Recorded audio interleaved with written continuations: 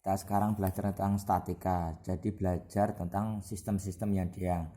Sekarang begini, dalam statika ada dua macam sistem.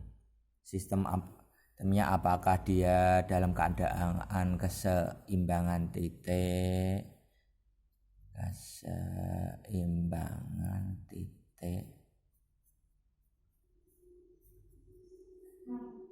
Maksudnya di sini adalah sistemnya terdiri atas dua benda-benda yang ukurannya diabaikan. Terdiri dari partikel. Yang kedua adalah keseimbangan benda tegar. Ukurannya tidak bisa diabaikan. Saya mulai dari keseimbangan titik. Contoh,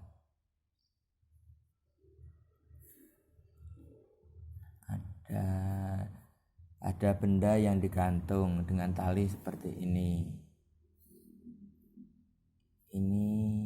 Ini bendanya, ukurannya diabaikan.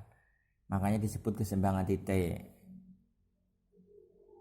Dengan tali-tali ini juga dianggap tidak bermassa. Katakanlah ini membentuk sudut siku-siku, ini 60 derajat, ini 30 derajat. Dalam keseimbangan ini, dalam sistem yang seimbang tentu berlaku sigma F-nya atau jumlah gayanya sama dengan 0. Artinya gaya neto yang bekerja pada sistem atau gaya totalnya 0. Prinsipnya begini, kalau sistemnya seimbang, maka bagian-bagian dari sistem ini juga seimbang. Jadi benda ini seimbang, kemudian saya lihat titik ini juga seimbang. Oke, sekarang saya lanjutkan dengan menggambar gaya-gaya yang bekerja pada sistem ini. Tentu benda ini punya berat V.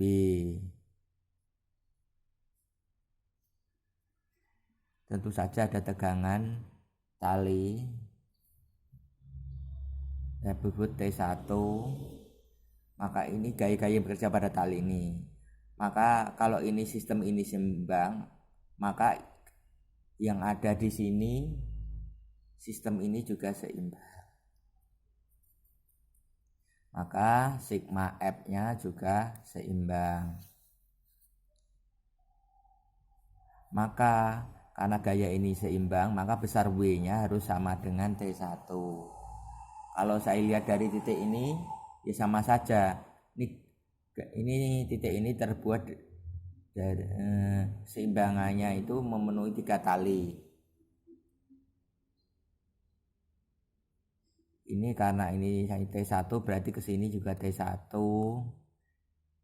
Di sini saya sebut tali T2, di sini saya sebut tali T3.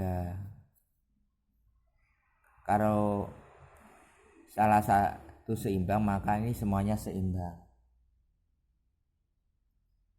Tapi ini hati-hati, karena di sini kan nggak lurus, ada sudutnya, maka harus memenuhi vektor. Ini gaya-gayanya membentuk sudut, tidak saling berlawanan, maka menggabungannya harus secara vektor. T1 vektor ditambah T2 vektor ditambah T3 vektor itu harus sama dengan 0. Terus tinggal bagaimana caranya menggabungkan ketiga gaya ini atau ketiga tali ini. Lalu kita bisa pakai penguraian gaya ke arah sumbu X dan sumbu Y.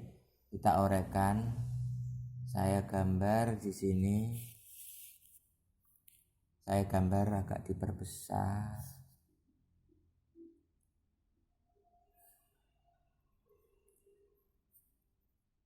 T2, ini T3, ini T1. Yang miring-miring ini diuraikan. Saya gambar warna merah.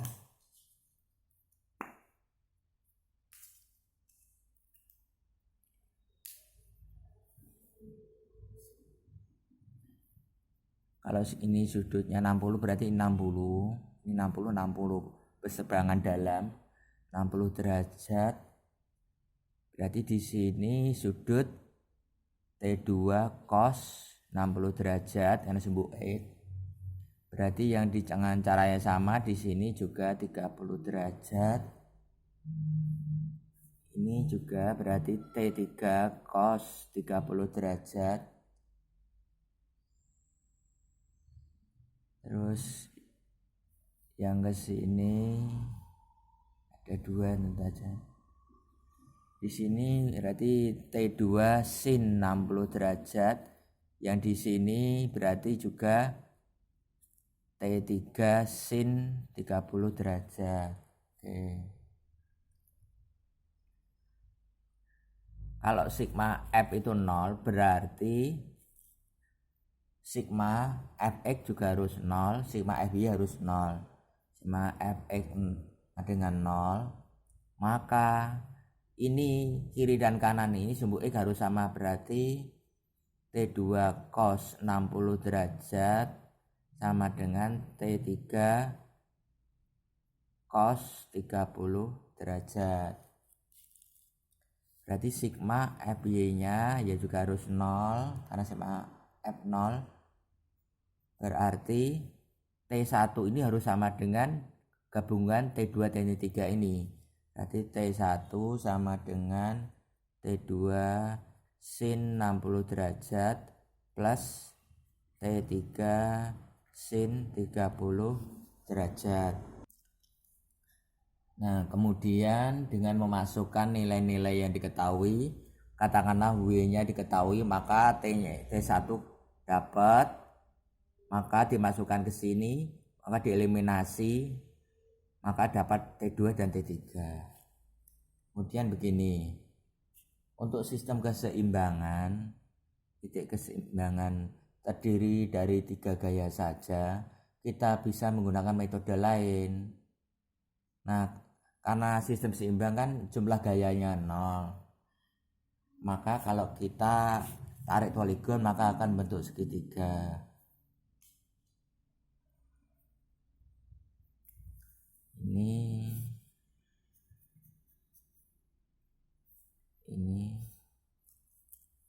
60 derajat, 30 derajat. Di sini T1-nya. Kalau dia seimbang digabungkan secara poligon, maka akan kembali ke tempat semula. Contoh,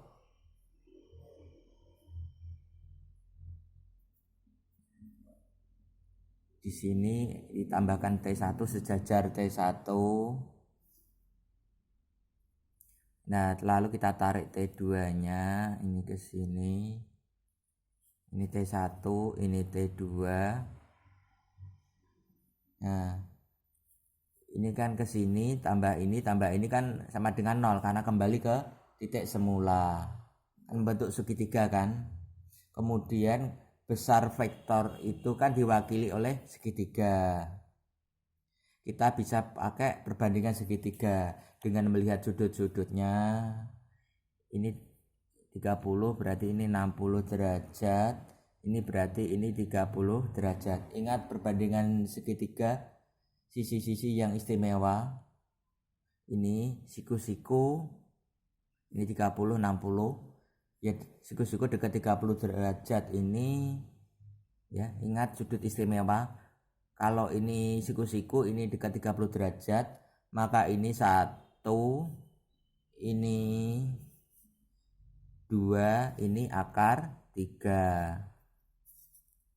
Maka perbandingannya T1 banding T2 banding T3 sama dengan 2 banding 1 banding akar 3. Kalau salah satu ini ketemu dengan mengetahui W-nya, maka T2, T3 kan ketemu.